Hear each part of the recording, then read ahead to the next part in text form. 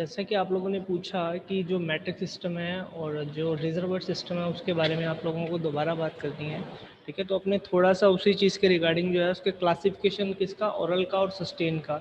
Sustain और oral drug delivery system के classification के बारे में बात करते हैं, जिसके अंदर अगर इसको 3 पार्ट्स के अंदर डिवाइड किया गया है। फर्स्ट पार्ट है इसका, that is the continuous release system की कंटिन्यूस अगर अपने किसी ड्रग को हमारे सिस्टमेटिक सर्कुलेशन के अंदर रिलीज़ कराना चाहते हैं तो उसकी हमने एक अलग से क्लास बनाई है। ठीक है, second one that is the delayed transit and continuous release system, यानी कि एक बार जो ट्रांजिट होगा वो उसका डिलेड होगा, लंबे टाइम के बाद वो टूटेगी हमारी बॉडी के अंदर, उसके बाद वो कंटिन्यूस रिलीज देने लगेगी। एंड थर्ड जो लास्ट है that is the delayed release system, कि जितना हम चाहते हैं, ठीक है, कम से कम वो उतनी देर बाद उस चीज़ का रिलीज दे। ठीक है, ये इस तरह की जो थर्ड वन है, इस तरह के जो अपने फॉर्मुलेशन बनाते हैं ये उन केसेस के अंदर बनाते हैं कि जब हमने थेरेपी तो एक साथ दे दी, बट जो एक्चुअल में हमें रिलीज चाहिए उस पर्टिकुलर ड्रग का, जो उससे पहले वाले डोजेस फॉर्म है उसके बाद चाहिए। ठीक है, क्योंकि अगर उनके बीच में किसी तरह का वो इंटर इंडिकेशन होता है, ठीक है, तो उस चीज़ को प्रिवेंट करने के लिए अपने इस चीज़ की तरफ मूव करते हैं। तो उसी चीज़ को अपने डिटेल में पढ़ रहे थे। जो first one that is the continuous release system. Continuous release system slide के अकॉर्डिंग अगर अपने बात करते हैं तो स्लाइड के according that these system release the drug continuously for the prolong period of time along with the entire length of GIT with normal transit system। Simple सी meaning कि हमारी पूरी की पूरी जीआईटी के अंदर ये चीज़ हमारे स्टमक से लेके हमारे इंटेस्टाइन तक और जो हमारा ड्यूडेनम जोजेनम पार्ट है वहाँ तक ये अपना रिलीज क्या है शो करते रहते हैं, विदाउट एनी, किस चीज़ के बिना, ट्रांजिट टाइम, कि ट्रांजिट टाइम को बढ़ाने के बिना या बढ़ाए के बिना। ठीक है, नॉर्मल ट्रांजिट सिस्टम के अंदर एक लंबे टाइम तक हमारी एंटायर जीआईटी के थ्रू ये अपना रिलीज यहाँ पे दिखाते रहते हैं। इसके अंदर अपन पढ़ेंगे डिसोल्यूशन कंट्रोल रिलीज सिस्टम के बारे में। ठीक है, कि हम डिसोल्यूशन को किस तरह से कंट्रोल करें, साथ ही साथ अपने पढ़ेंगे डिफ्यूजन को किस तरह से कंट्रोल करें। देखो, हर पर्टिकुलर डोजेस फॉर्म के अंदर हमें कोई ना कोई एक रेट लिमिटिंग स्टेप जो है वो चूज़ करना पड़ेगा। ठीक है, किसी कंडीशन के अंदर तो अपने रेट लिमिटिंग स्टेप जो है वो हमारे ओरल के केस में अपने डिसोल्यूशन को लेके चलेंगे। किसी चीज़ के अंदर अपने जो हमारा रेट लिमिटिंग स्टेप है उसके अंदर अपने डिसोल्यूशन की बजाय अपने डिफ्यूज़न को लेके चलेंगे। ठीक है, डिफ्यूज़न के बाद हम लेके चलेंगे कि उनका जो एक्चुअल में जो अ, दोनों जो हमारी सेमी परमेनेंट मेम्ब्रेन है उनके बीच में जो कंसंट्रेशन ग्रेडियंट्स का डिफरेंस, उसकी वजह से जो डिफरेंस पैदा हो रहा है, ठीक है, उस डिफरेंस को अपने यूज़ करते हुए क्या है, उनका जो रिलीज़ है उसमें से एक चीज़ को अपने टाइम लिमिटेड टाइम के साथ बांधने की कोशिश करेंगे। हमें कहीं ना कहीं पे तो हमारे रिलीज़ को एक टाइम के लिए स्टॉप करना ही पड़ेगा। ठीक है, आपने जनरली देखा होगा कि एक डिस्प्रिन टैबलेट आती है। ठीक है, अपने आप में डिस्पर्सेबल टैबलेट है, आपने उसको पानी के अंदर डाला, जैसे ही वो घुलने के साथ ही आपने उसको बॉडी के अंदर इंसर्ट किया। इंसर्ट करने के बाद वो क्या है कि एक फिक्स पीरियड ऑफ टाइम के अंदर, यानी कि एक जल्दी से जल्दी टाइम के अंदर वो क्या है हमारी बॉडी के अंदर क्या होगी, डिस्पर्स होगी या हमारे सिस्टमेटिक सर्कुलेशन में चलेगी और विद इन मिनट्स उसने अपना एक्शन जो है प्रोड्यूस कर दिया। उसी चीज़ को अगर अपने लंबे टाइम तक लेके चलना है तो उस केस के अंदर उस पर्टिकुलर थेरेपी के अंदर अपने मूव नहीं कर सकते। ठीक है, वो जो सिस्टम था वो सिस्टम इसीलिए था, ठीक है, फॉर एग्जांपल वो सिस्टम इसीलिए था कि जहाँ पे हमें जो हमारे सिस्टमेटिक सर्कुलेशन के अंदर जो हमें एक्शन चाहिए वो बहुत फास्ट चाहिए, तो उस चीज़ के अंदर हमने उस चीज़ की तरफ मूव किया। अब हमें रिलीज चाहिए, वो फास्ट की बजाय हमें रिलीज तो चाहिए, ठीक है, बट हमें इस तरह का रिलीज चाहिए जो कि लंबे टाइम तक हमारी बॉडी के अंदर टिका भी रहे। ऐसा नहीं है कि वो एक बार हमारे ब्लड के अंदर सिस्टमेटिक सर्कुलेशन के अंदर वो पर्टिकुलर ड्रग पहुंच गई, पहुंचने के बाद वो साथ के साथ क्या होगी, वो एलिमिनेट होगी। एलिमिनेट होगी तो ठीक है, जब तक वो रही, भले वो 10 मिनट तक हमारे सिस्टमेटिक सर्कुलेशन में रही, तब तक उसने अपना एक्शन प्रोड्यूस किया, बट उसके बाद क्या, जब वो सब थेरेपेटिक लेवल से नीचे चलेगी तो इन दैट केस क्या है कि वो अपना किसी भी तरह का कोई रिलीज शो वहाँ पे नहीं करेगी। नहीं करेगी तो इट मीन वो हमारे लिए अनयूजफुल है। तो कंट्रोल के अंदर और सस्टेन के अंदर अपने एक्चुअल में ऐसा ही करते हैं कि उसके अंदर वेरियस चेंजेस लाके, भले ही वो अपने जो है वो फिजियोकेमिकल या हम बोलते हैं कि फिजियोलॉजिकल जो प्रॉपर्टीज़ हैं उनकी, हमारे डोजेस फॉर्म की, उसके अंदर अगर हम चेंजेस लाएं, ठीक है, हमारे ड्रग की क्लास है उस क्लास के अकॉर्डिंग हम देखें। ठीक है, अपन लोगों ने जो बायोफार्मास्यूटिक्स के अंदर बीसीएस क्लासिफिकेशन के बारे में पढ़ा कि हाइड्रोफिलिसिटी और लाइपोफिलिसिटी के अकॉर्डिंग अपने जो ड्रग है उनको अलग अलग क्लासेस के अंदर बांट देते हैं, तो हमें उस चीज़ का ध्यान भी रखना है। ठीक है, कि हमारी ड्रग जो है वो बीसीएस क्लास 1, 2, सेकंड, थर्ड और फोर्थ किस में आ रही है, थर्ड फोर्थ किस में आ रही है। ठीक है, ऐसा तो नहीं है कि उसकी सॉल्युबिलिटी भी बहुत ज़्यादा है और उसकी जो परमेबिलिटी है वो भी बहुत ज़्यादा है, क्योंकि देखो दोनों चीज़ें हैं तो कहीं ना कहीं पे हम ये मान के चलेंगे तो हमें उसकी इस चीज़ को अगर एक लंबे एक्शन तक लेके जाना है तो या तो हमें परमेबिलिटी स्टेप को कंट्रोल करना पड़ेगा या हमें उसकी सॉल्युबिलिटी स्टेप को कंट्रोल करना पड़ेगा। ठीक है, हमें देखो जहाँ पर हमें वो एक्शन चाहिए विद इन मिनट चाहिए, बहुत जल्दी एक्शन चाहिए, वहाँ पे तो वो चीज़ फिजिबल है, वहाँ पे तो वो चीज़ पॉजिटिव अपने आप में इफेक्ट दे रही है कि उसकी सॉल्युबिलिटी भी जल्दी हो रही है, साथ ही साथ परमेबिलिटी भी जल्दी हो रही है।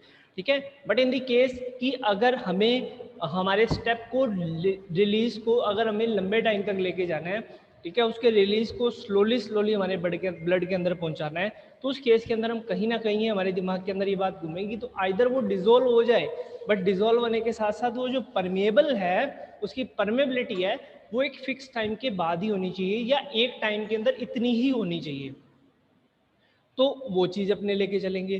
ठीक है, तो दो चीज़ों के बारे में अपने बात करी, तीसरी चीज़ है that is the dissolution and diffusion control.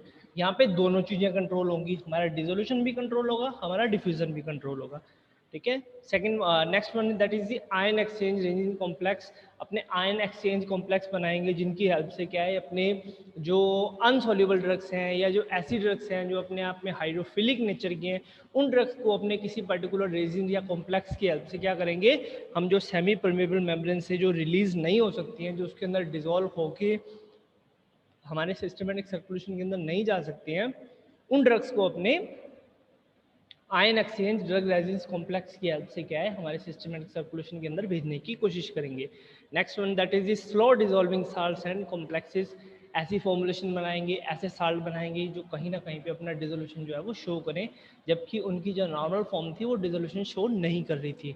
ठीक है, फिर फर्दर है that is the pH dependent formulation. PH dependent formulation के अंदर कौन कौन सी चीज़ें आएंगी, उसके अंदर इस तरह की फॉर्मुलेशन आएंगी जो पर्टिकुलर एक फिक्स पीएच के ऊपर जाके ही डिसॉल्व होती हैं। तो हमें कहीं ना कहीं पे ध्यान रखना पड़ेगा कि अपने उसके ऊपर ड्रग के ऊपर हमारे जो हमारी कोटेड टैबलेट्स है उसके ऊपर हम इस चीज़ की कोटिंग करें कि वो जिस पर्टिकुलर ड्रग के ऊपर जाके अपना रिलीज देगी वहाँ पे जाके वो कोट क्या हो जाना चाहिए, अपने आप में डिजोल्व हो जाना चाहिए, ताकि वो ड्रग क्या है उस पर्टिकुलर पीएच के ऊपर जाके अपना एक्शन प्रोड्यूस करने लगे और उस पीएच के ऊपर जाके वो अपना एक्शन या वहाँ पे जाके वो पीएच के कॉन्टैक्ट में ना आए जहाँ पे जाके वो उस पर्टिकुलर पीएच से क्या हो रही है, डिग्रेड हो रही है। इट मीन अगर कोई ऐसी ड्रग है जो एसिडिक पीएच के ऊपर डिग्रेड होती है तो हम कहीं ना कहीं पे कोशिश करेंगे कि हम उसको इंटेस्टाइन के अंदर भेजने की कोशिश करें किसी तरीके से, क्योंकि इंटेस्टाइन में जाएगी तभी वो अपना रिलीज क्या है एग्जैक्ट शो कर पाएगी, क्योंकि एसिडिक पीएच के अंदर तो वो ड्रग क्या हो रही है एक्चुअल में बिल्कुल डिग्रेड हो रही है। ठीक है, next one that is the osmotic pressure control. Osmotic pressure control के अंदर जो हमारा पर्टिकुलर ऑस्मैटिक प्रेशर है, ठीक है, उस प्रेशर के साथ उसका रिलीज किस तरह से कंट्रोल किया जा सकता है। ठीक है, इस चीज़ के बारे में अपन कंप्लीटली स्टडी करेंगे। Last one that is the hydrodynamic pressure control. ये भी ऑस्मैटिक की तरह ही है। ठीक है, हाइड्रोडायनेमिक प्रेशर से अपने किस तरह के ड्रग को हमारे सिस्टम सर्कुलेशन के अंदर पहुंचा सकते हैं, इसके बारे में अपन इसके अंदर स्टडी करेंगे। अब अपने जो नेक्स्ट अपने बात करते हैं वो बात करते हैं हमारे control release continuous release system है उसके बारे में। इसके अंदर जो फर्स्ट है that is the dissolution, second one that is the diffusion. ठीक है, दोनों के अंदर ही मैट्रिक सिस्टम और रिजर्वर सिस्टम रहते हैं। अभी आप लोगों की तरफ से क्वारीज भी आई थी कि मैट्रिक सिस्टम और रिजर्वर सिस्टम के बारे में एक बार दोबारा बात करी जाए। ठीक है, डिसोल्यूशन के अंदर भी इसको दो तरीके से बांटा गया है, डिफ्यूजन के अंदर भी इसको दो तरीके से बांटा गया है।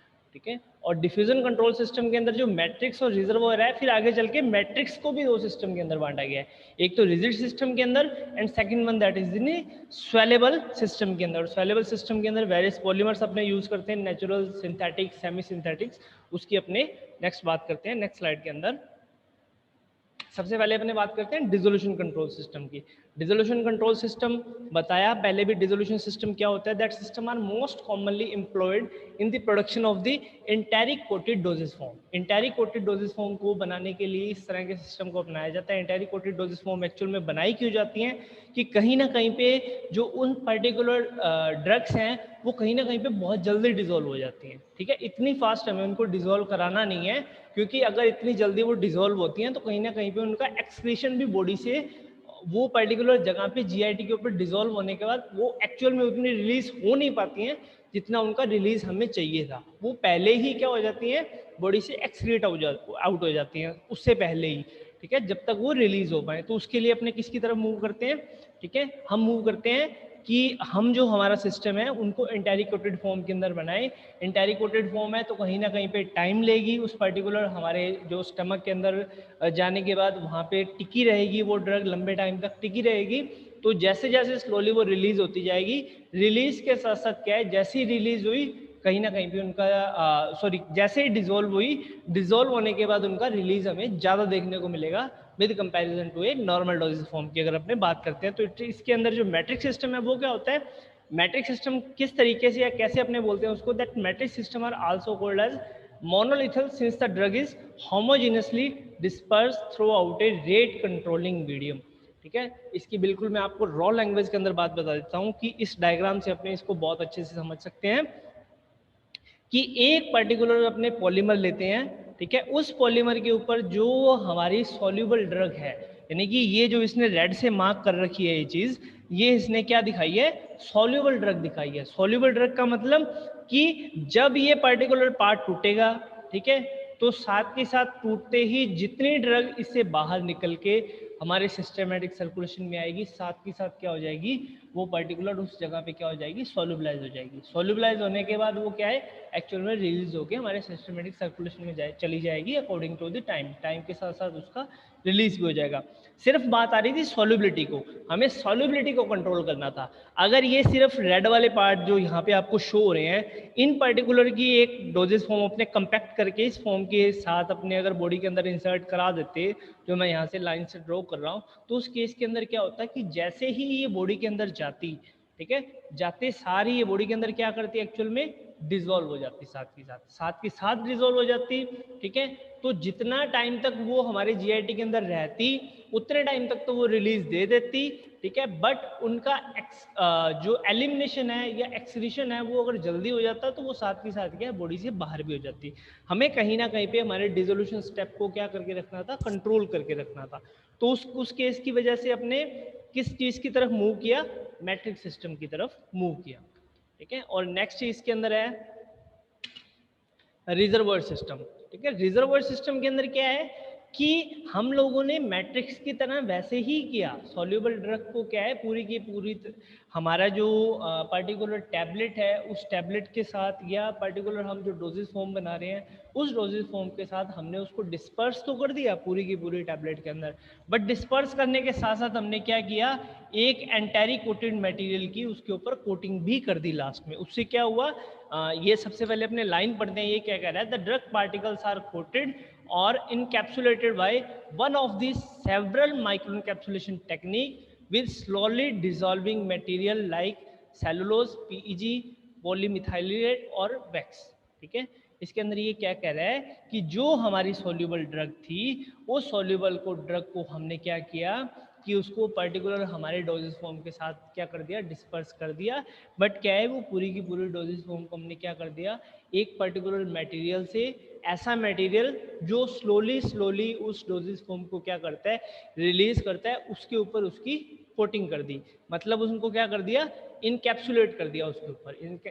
इनकैप्सुलेट करने से क्या हुआ कि अब जो उनका रिलीज होगा वो क्या होगा, अपने आप में स्लोली होगा, सॉरी उसका जो डिसोल्यूशन होगा वो अपने आप में क्या होगा, स्लोली होगा, टाइम लिमिटिंग होगा। तो ये फर्क हुआ रिजर्वर सिस्टम के अंदर और मैट्रिक्स के अंदर। किस केस के अंदर बात कर रहे हैं, यहाँ पे हमें जो कंट्रोल करना है वो कौन सा स्टेप है, हमारी पर्टिकुलर ड्रग का डिसोल्यूशन, उसको हमें कंट्रोल करना है। वो डिसोल्यूशन को हमें लंबे टाइम तक रखना है हमारे स्टमक के अंदर, कि लंबे टाइम तक हमारी ड्रग जो है वो पर्टिकुलरली हमारे स्टमक के अंदर क्या होती रहे, डिसॉल्व होती रहे। अभी रिलीज आगे चल के आएगा, वो डिफ्यूजन के अंदर आएगा। यहाँ पे अपने जो बात कर रहे हैं वो सारी की सारी डिसोल्यूशन की बात कर रहे हैं, ठीक है। अब second one that is the diffusion control release system. Diffusion control release system के अंदर क्या हो रहा है, that moment of drug molecule from a region of higher concentration to one of the lower concentration, ये चीज अपने डिफ्यूजन के अंदर बिल्कुल मसली या इजीली इस चीज़ को पढ़ चुके हैं पहले से ही कि डिफ्यूज़न क्या होता है कंसंट्रेशन ग्रेडियंट्स की वजह से। जब हम किसी ड्रग का या हमारी ड्रग का, ठीक है, हायर मोमेंट की तरफ से लोअर मोमेंट की तरफ क्या होता है, ठीक है, उनका ट्रांसफ़र होता है, तो उसको अपने क्या बोलते हैं, डिफ्यूज़न बोलते हैं। ठीक है, अब हमें क्या करना है कि हमारी ड्रग कुछ इस तरह की है कि या तो उसका डिफ्यूज़न हो ही नहीं रहा है, और अगर हो रहा है तो कहीं ना कहीं पे बहुत तेज़ी से हो रहा है।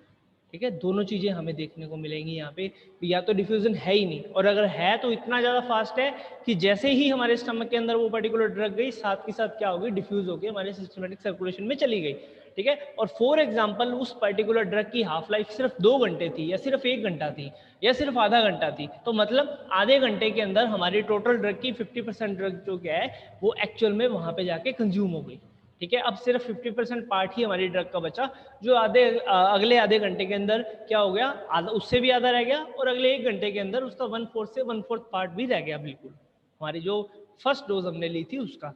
ठीक है, मतलब कि 1 घंटे से लेके 2 घंटे के बीच बीच वो कहीं ना कहीं पे मैक्सिमम पार्ट ऑफ ड्रग क्या हो जाएगा, हमारी बॉडी से क्या हो जाएगा, एलिमिनेट हो जाएगा। अब हमें क्या करना है, डिफ्यूजन को क्या करना है, कहीं ना कहीं पे कंट्रोल करना है। तो उसको कंट्रोल करने के लिए भी यहाँ पे 2 मेथड, सेम मेथड दिए गए। पहला मैट्रिक सिस्टम, मैट्रिक सिस्टम के अंदर यहाँ पे क्या हो रहा है, the drug is dispersed in an insoluble matrix of non swellable hydrophobic material और स्वेलेबल हाइड्रोफिलिक सब्सटेंस। यहाँ पे 2 चीजें बोली गई हैं।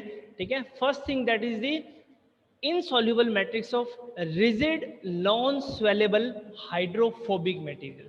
मतलब मटेरियल कैसा होना चाहिए, अपने आप में रिजिड होना चाहिए। सिर्फ सिंपल से एग्जांपल के तौर पे जैसे अपने कैंडी की बात करते हैं, कैंडी अपने आप में क्या है, कहीं ना कहीं पे रिजिड है। दूसरी प्रॉपर्टी उसकी क्या होनी चाहिए, नॉन स्वेलेबल होनी चाहिए। वो अपने आप में क्या होनी चाहिए, नॉन स्वेलेबल होती है, जैसे कैंडी होती है। ठीक है, कैंडी को अगर अपने पानी के अंदर भी डाल देंगे तो कहीं ना कहीं पे वो क्या हो रही है, डिजोल्व तो कहीं ना कहीं वो होगी, हमारे जो water of glass of water है उसके अंदर डिजोल्व तो होगी, बट क्या नहीं होगी वहाँ पे, स्वेल वहाँ पे नहीं होगी। तो अपने आप में क्या होनी चाहिए, नॉन स्वेलेबल होनी चाहिए, नॉन स्वेलेबल होनी चाहिए। और थर्ड वन कौन सी नेचर की होनी चाहिए, हाइड्रोफोबिक नेचर की होनी चाहिए। हाइड्रोफोबिक नेचर की है तभी उसका डिफ्यूजन हो पाएगा। अगर वो हाइड्रोफिलिक नेचर की है तब उसका डिजोल्यूशन तो हो जाएगा, बट डिफ्यूजन क्या नहीं होगा, नहीं होगा। ठीक है, और स्वेलेबल हाइड्रोफिलिक सब्सटेंस, या इसके अंदर दूसरी कंडीशन ये दे रहा है कि वो अपने आप में स्वेलेबल, अगर हाइड्रोफिलिक मटेरियल अपने यूज कर रहे हैं तो वो मटेरियल कौन सा नेचर का होना चाहिए, वो मटेरियल बिल्कुल होना चाहिए अपना स्वेलेबल नेचर का, जैसे जस्ट जेली आती है। ठीक है, जस्ट जेली के अंदर कुछ इस तरह की जेलीज आती हैं, जेलीज कैंडीज आती हैं, जिनको अपने पानी के अंदर डाल देंगे तो उससे वो स्वेल हो जाएगी। ठीक है, उसमें से ड्रग का रिलीज कहीं ना कहीं पे देखने को मिलेगा। ठीक है, बट वो क्या है, पूरी की पूरी वहां पे एकदम एक टाइम तक क्या है वो प्रेजेंट रहेगी। ठीक है, ऐसा नहीं है कि एक ही टाइम में उसने सारी की सारी ड्रग का रिलीज दे दिया। स्वेल हो रही है, इट मीन ड्रग को कहीं ना कहीं पे वो अपने अंदर ही कंज्यूम किए हुए है। ठीक है, उसको उसने ब्रेक डाउन करके बाहर नहीं भेज दिया, क्योंकि बाहर भेजेगी तो साथ के साथ क्या होगा, उसका डिफ्यूजन हो जाएगा। साथ के साथ वो एक पर्टिकुलर जगह से दूसरे पर्टिकुलर कंसर्न ग्रेडियंट की डिफरेंस की वजह से दूसरी जगह पे क्या कर जाएगी, मूव कर जाएगी। और रिजर्वर सिस्टम के अंदर क्या हो रहा है, that these system are hollow containing an inner core of drugs surrounded in water insoluble polymer material. यानी कि रिजर्वर सिस्टम के अंदर यहाँ पे क्या हो रहा है कि जो हमारी ड्रग है, ठीक है, उसका हेलो कंटेनिंग इनर कोर, उसका जो अंदर का कोर है, ठीक है, हमने क्या किया, उसके जो हमारी ड्रग है उसके जो आउटर साइड पे एक वाटर इनसॉल्युबल पॉलीमर जो मेम्ब्रेन है उसकी हमने क्या कर दी, कोटिंग कर दी। ठीक है, इससे इस चीज़ से एक्चुअली क्या होगा, ठीक है, इस चीज़ से ये होगा कि हमारा जो पर्टिकुलर एक ड्रग सब्सटेंस है, ठीक है, मैं आपको यहाँ पे हल्की सी पिक्चरल फॉर्म के अंदर बता देता हूँ कि ये अगर हमारा एक ऐसा सब्सटेंस है, इसके ऊपर हमने ये कोट कर दी। ठीक है, ये ऐसा साइज नहीं है जो यहाँ पे बनाया गया है, ये बिल्कुल माइक्रो साइज के रहते हैं। ठीक है, माइक्रो साइज के रहते हैं। ठीक है, इनके ऊपर हमने कोटिंग कर दी, कौन सी की कर दी, वाटर इनसॉल्युबल की कर दी। तो कहीं ना कहीं पे ये हमारे स्टमक के अंदर क्या रहेगा, लंबे टाइम तक टिका रहेगा। ठीक है, और अगर इसका जो पोर साइज है बहुत कम है, ठीक है, मेम्ब्रेन के पोर साइज के साथ वो मैच खाता है, तो वो इस फॉर्म के अंदर ही वो क्या होगा, हमारी जो सिस्टम हमारा जो सेमी परमेनेंट मेम्ब्रेन है उसके थ्रू हमारे सिस्टमेटिक सर्कुलेशन में चला जाएगा। ठीक है, और वो तब जाके इसका जो आउटर पार्ट है कहीं ना कहीं पे किस नेचर के अंदर वो इनसोल्यूबल है, वाटर इनसोल्यूबल है, बट जैसे ही वो लिपिड के कॉन्टेक्ट में जाएगा वो अपनी क्या करने लगेगा, सोल्यूबिलिटी शो करने लगेगा। मतलब डिसोल्यूशन यहाँ पे क्या हो रहा है, नहीं हो रहा है। ठीक है, इसका डिफ्यूजन होगा, बट डिफ्यूजन जैसे ही होगा, कब होगा, जब वो क्या है, सेमी परमेनेंट मेम्ब्रेन या हाइड्रो जो हमारा फोबिक है उसी इन्वायरमेंट के अंदर जाएगा। हमारा जो हाइड्रोफोबिक इन्वायरमेंट के अंदर जाने के बाद उस पर्टिकुलर जगह पे ये जाके क्या है, उसका जो आउटर शेल जो शेल है, क्योंकि वो हाइड्रो किस नेचर का है, वाटर इनसोल्यूबल नेचर का है, वाटर इनसोल्यूबल नेचर का है तो वहाँ पे वाटर नहीं है, हाइड्रोफोबिक मटेरियल नेचर इन्वायरमेंट है, तो वहाँ पे जाके क्या है, अपनी वो सोल्यूबिलिटी शो करेगा। सोल्यूबिलिटी शो करेगा तो एक्चुअल में क्या होगा, वहाँ पे जाके उसका डिफ्यूजन हो जाएगा। दो चीज़ों के बारे में अपन बात करी, डिसोल्यूशन कंट्रोल, डिफ्यूजन कंट्रोल। ठीक है, अब अपने नेक्स्ट बात करते हैं। ठीक है, डिसोल्यूशन एंड डिफ्यूजन दोनों, यहाँ पे अपने क्या है, दोनों को कंट्रोल करने की कोशिश करते हैं। ठीक है, इस केस के अंदर क्या हो रहा है कि जब डिफ्यूजन एंड डिसोल्यूशन दोनों को कंट्रोल करना है, ठीक है, तो आउटर साइड के ऊपर जो हमारा पर्टिकुलर डोजेस फॉर्म है उसके आउटर साइड के अंदर ऊपर हम कहीं ना कहीं पे एक इनसोल्यूबल जो मेम्ब्रेन है उसको कोट कर देते हैं उसके ऊपर। ठीक है, और कुछ ऐसे पोर साइज के अंदर पोर पैदा करते हैं जिससे क्या है कि जो बाहर का फ्लूइड है वो अंदर आ सके। ठीक है, इससे क्या होगा, एंट्री ऑफ डिसोल्यूशन फ्लूइड। ठीक है, जो डिसोल्यूशन फ्लूइड है उसकी एंट्री उसके अंदर होगी। ठीक है, उससे क्या होगा कि वो जो डिसोल्यूशन फ्लूइड है वो इसके अंदर जाने के बाद इस ड्रग को क्या करेगा, अपने आप के अंदर सोल्यूबलाइज करेगा, और सोल्यूबलाइज कराने के बाद ड्रग को वहां से उस पर्टिकुलर डोजेज फॉर्म से बाहर निकाल लेगा, और उससे क्या होगा, बाद में जाके ड्रग का डिफ्यूजन होगा। तो यहाँ पे दोनों चीजें हमें देखने को मिलेगी। बाहर की साइड हमने एक इनसॉल्युबल मेम्ब्रेन लगा दी, ठीक है, और साथ में उसके अंदर पोर साइज पैदा कर दिया। पोर साइज की वजह से जो हमारा डिसोल्यूशन फ्लूइड है वो हमारी डोजेज फॉर्म के अंदर जाएगा।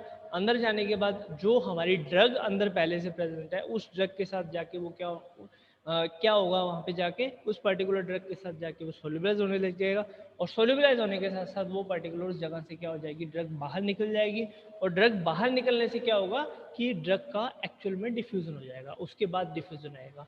तो यहाँ पे दोनों स्टेप अपने आप में कंट्रोल रिलेटिंग है, लिमिटिंग है, जहाँ पे अपने क्या कर रहे हैं, डिसोल्यूशन को भी कंट्रोल कर रहे हैं और हमारे डिफ्यूजन को भी कंट्रोल कर रहे हैं, दोनों चीजें। और ये जो पोर है, पोर की rated by the dissolution of soluble fractions of membrane, यानी कि मेम्ब्रेन कुछ इस तरह की हो, ठीक है, जिसके अंदर सॉल्युबल पार्ट्स भी हो और इनसॉल्युबल पार्ट भी हो।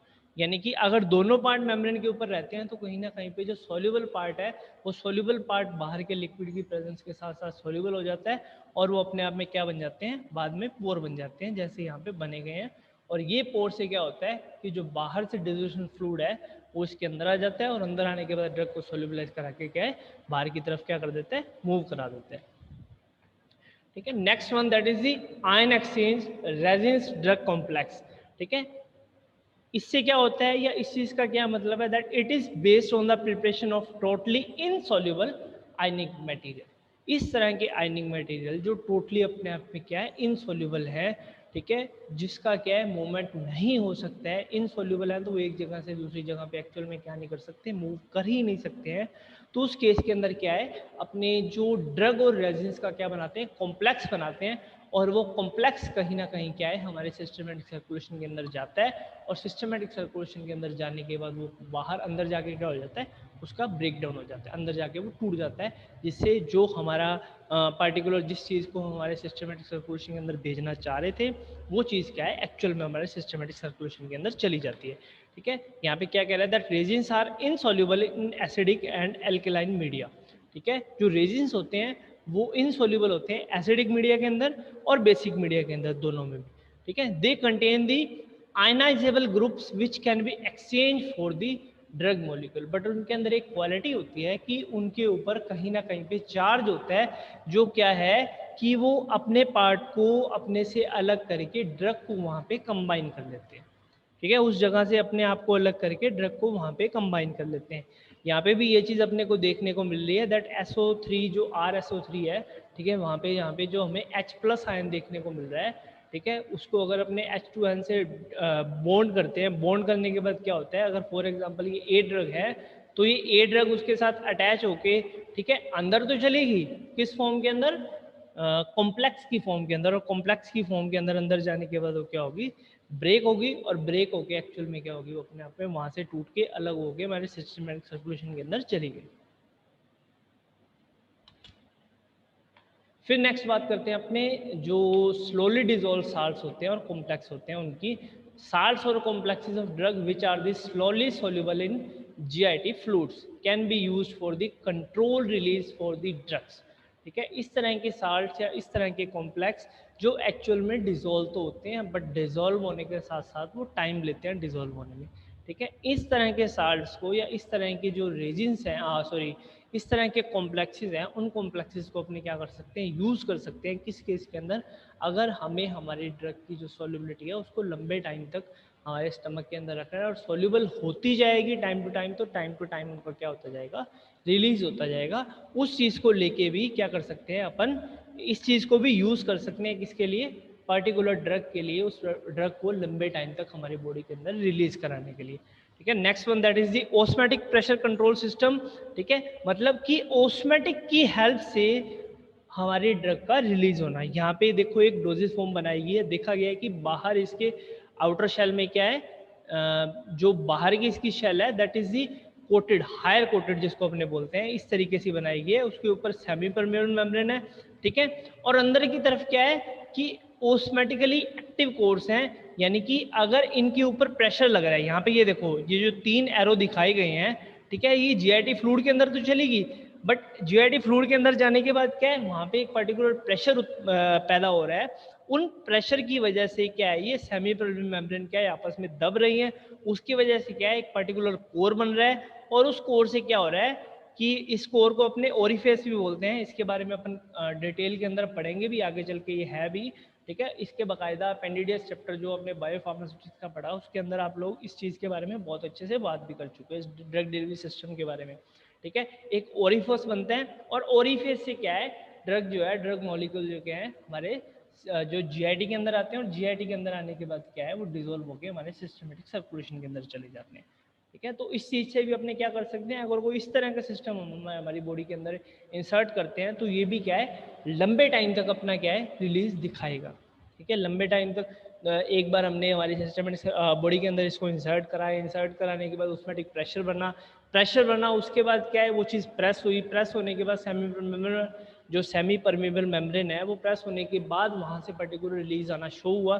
ठीक है, जो ड्रग है वो हमारे जीआईटी फ्लूइड के अंदर आई, जीआईटी फ्लूइड के अंदर हमारे ड्रग आने के बाद क्या है हमारे जो सिस्टमेटिक सर्कुलेशन में वाया सेमी परमेबल मेम्ब्रेन क्या है वो उसमें से एब्जॉर्ब होके, उसमें से डिफ्यूज होके, या पेसिवली या एक्टिवली किसी भी तरीके से, ठीक है, वो हमारे कहाँ गई, वो हमारे सिस्टमेटिक सर्कुलेशन के अंदर।